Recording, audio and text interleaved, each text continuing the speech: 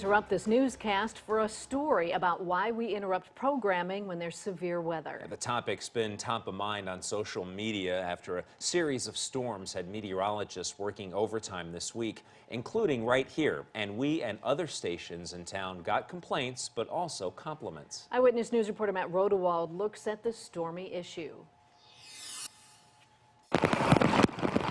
When it comes to interrupting regularly scheduled programming for dangerous weather situations, every newsroom in America feels just like this. I felt bad for having to interrupt folks' TV show, but I'll tell you what. I tell you what, quit calling and ripping Sean for being on the air to save people's lives. The rant of a South Dakota news anchor went viral in a heartbeat, and it's easy to see why. No show is as important as someone's life. You aren't going to go on the air if it's not important. But the country seems to be a bit confused over this. Just this past weekend, Cedar Rapids viewers disagreed on Twitter, and a station in Cleveland had to issue a story on its website actually explaining why they broke into programming.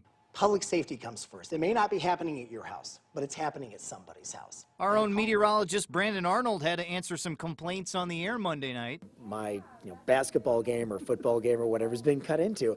And yes, it's annoying, but like I said, you've got to understand there's that greater good that you got to keep the public safe. Some state liners are baffled as to why this is a problem.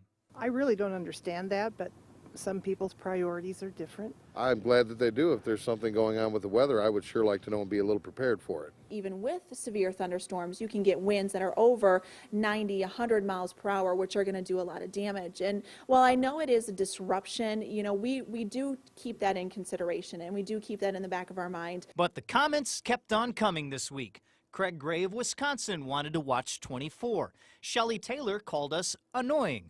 Jeff Parker told us that news stations don't care about safety, and Susan Hatfield said that our logos are just all over the screen. I'm sorry to interrupt your forecast for a second, but I got to explain to you. We got our logos, I got it on my jacket, the mic flag, but the real reason we're interrupting your show is because of this document. The old emergency alert system. It has requirements about public safety. We have to go on the air if your safety is in danger. By alerting you, we have to stop regular programming and follow EAS procedures. And it's not good enough to just put a crawl on the screen. We have to show you and tell you where the danger is. The whole thing, though, got me thinking about a wonderful rant from a lady in Texas a couple of years ago who was upset that the tornado coverage was interrupting criminal minds. I don't care about that tornado near that county, near that town.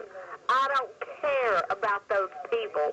All I care about is seeing the season finale of my show. So if we interrupted Jack Bauer on Fox 39 the other night, we're sorry. If we took you away from S.H.I.E.L.D. on WTVO Channel 17, our sincere apologies. But we'll probably do it again.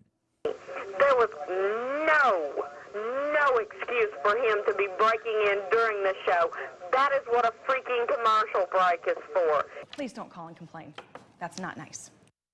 Now, as Matt Rodewald reporting, we try to give both sides there. There do appear to be a lot of misconceptions over just when we cut into programming and why. So we asked meteorologist Brandon Arnold to outline our guidelines for cutting into programming.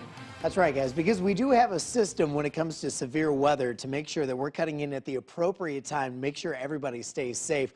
Let's start with a very easy example, tornado warning. In this case, tornado warning issued for Winnebago County. Now, regardless of where it happens in the state line, we will always do a cut in, and we might do extended or even wall-to-wall coverage if that tornado is near a populated area. We're talking Freeport, Rockford, Rochelle, Janesville, anywhere where there's a lot of people, or if it's an especially dangerous situation, large tornado confirmed on the ground. Now, it's a little bit different situation depending on where you're at for a severe thunderstorm warning. I've highlighted our DMA counties, DMA standing for our designated market area. This is basically our core counties, and if we do get a severe thunderstorm warning, in this case, our example would be Stevenson County. In any of those shaded areas, we'll do a cut-in for that as well. Typically, if it's one of those outlying areas, we'll hold off unless it's a particularly dangerous storm. So hopefully that clears up a little bit of confusion there.